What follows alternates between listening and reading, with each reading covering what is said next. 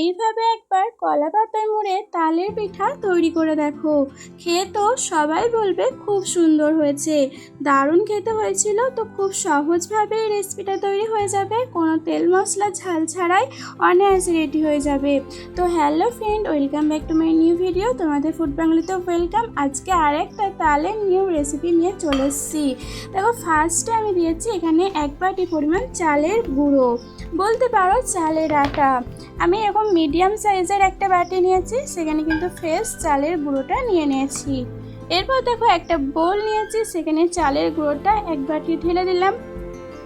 পরিমাণ মতো লবণ দিয়েছি, আর একটা ছোট্ট সাইজের পাকা কলা দিয়েছি। আর আগে থেকেই তালের মাড়িটা আমি বার করে রেখেছিলাম, সেই তালের মাড়িটা কিন্তু অল্প অল্প করে দিয়ে মাখিয়ে নিতে হবে।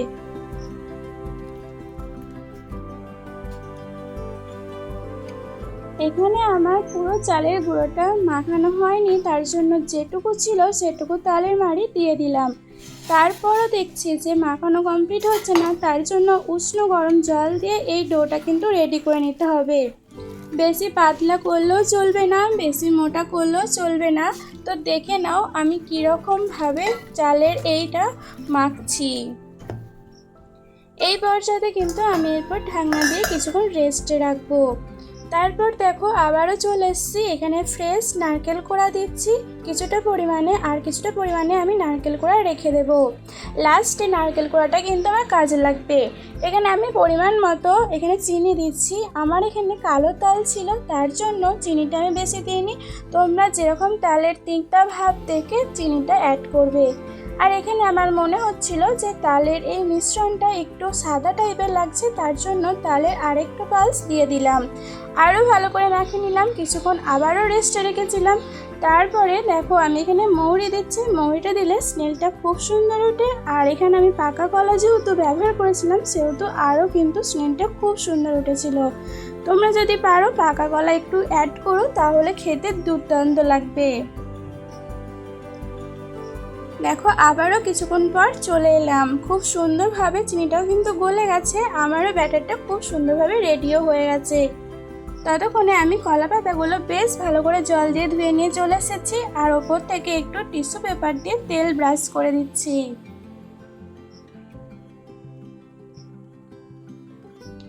এরপর ওই যে তালের যে ব্যাটারটা তৈরি করেছিলাম, একটু দেখো কতটা মোটাটে ভাব রেখেছি। এই রকম মিশ্রণটাই রাখতে হবে, বেশি পাতলা রাখলে কিন্তু চলবে না। আমি এখানে পরিমাণ মতো 2 চামচ দিয়েছি। তোমরা যেরকম মোটা বা যেরকম কলা পাতাটা বড় সাইজের নেবে, সেরকম পরিমাণে তোমরা এখানে মিশ্রণটা দিয়ে দিতে পারো। ওপর থেকে একটু নারকেল কোড়া দিয়ে দিচ্ছি, যাতে খেতেও ভালো লাগবে আর দেখতেও খুব সুন্দর লাগবে। এরপর কলা পাতাটা এভাবে রোল করে দিলে কিন্তু আমার এক একটা পিঠা রেডি হয়ে যাবে।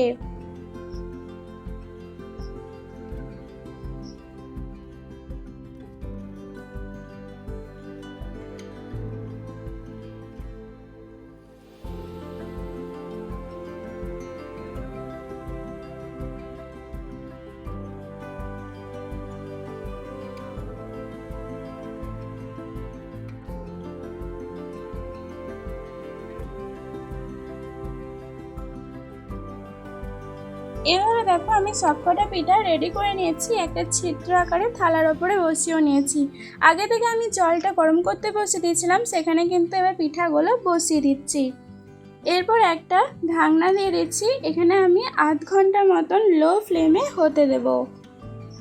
যখনই দেখবে কলা পাতার কালারটা চেঞ্জ হয়ে এসছে, তখনই জানবে যে এটা খুব সুন্দরভাবে রেডি হয়ে গেছে।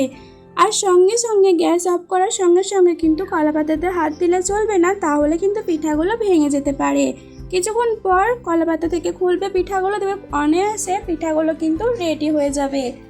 দেখো আমারও যেমন কি সুন্দরভাবে উঠে গেল কলা পাতায় মোড়া এই পিঠাগুলো, দেখতেও কিন্তু খুব সুন্দর লাগছে। আর সঙ্গে সঙ্গে কিন্তু খেলেও চলবে না, কিছুক্ষণ রেখে দিয়ে খাবে, তাহলে দেখবে খুব সুন্দর খেতে লাগবে। এক একে দেখো কলা পাতা থেকে আমি পিঠাগুলো সমস্ত খুলে নিচ্ছি, আর দেখতেও কিন্তু খুব সুন্দর লাগছে। দেখো মাঝখানে নারকেলটা আছে, খুবই ইউনিক ইউনিক লাগছে দেখতে। তোমাদেরকে একটা ভেঙে দেখাই কতটা নরম আর কতটা সুন্দর দেখতে লাগছে দেখো। আর খেতেও কিন্তু ভীষণই টেস্টি হয়েছিল। তো চটজলদি যাও কিচেনে রেডি করে নাও এই তালের সিজনে এইরকম একটা তালের পিঠা। তো বন্ধুরা, তোমাদের ভিডিও কেমন লাগলো অবশ্যই জানিও। ভালো লাগে লাইক কমেন্ট শেয়ার সাবস্ক্রাইব করে পাশে থাকবে। আজকের মতন এ পর্যন্ত, সকলে ভালো থেকো। তো টাটা।